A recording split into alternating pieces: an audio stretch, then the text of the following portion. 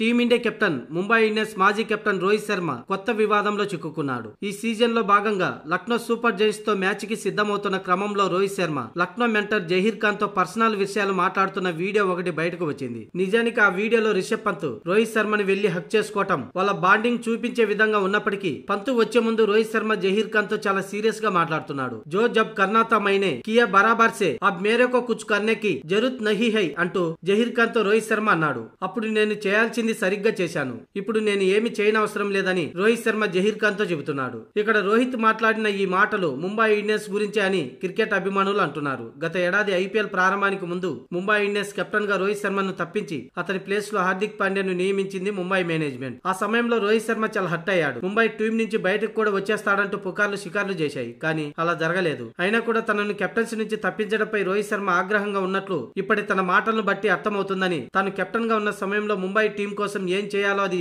సరిగ్గా చేశానని, ఇప్పుడు నేనేం చేయాల్సిన అవసరం లేదని రోహిత్ శర్మ చెబుతున్నట్లు అర్థం చేసుకోవచ్చు. గతంలో జహీర్ ఖాన్ ముంబై ఇండియన్స్ కు మెంటర్ గా బౌలింగ్ కోచ్ గా వ్యవహరించిన విషయం తెలిసిందే. కాగా ఈ రోజు Mumbai Indians versus Lucknow super Giants మధ్య 16వ మ్యాచ్ జరగనుంది. ఈ మ్యాచ్ రాత్రి 7:30 నిమిషాలకి ఎకనా క్రికెట్ స్టేడియంలో జరగనుంది.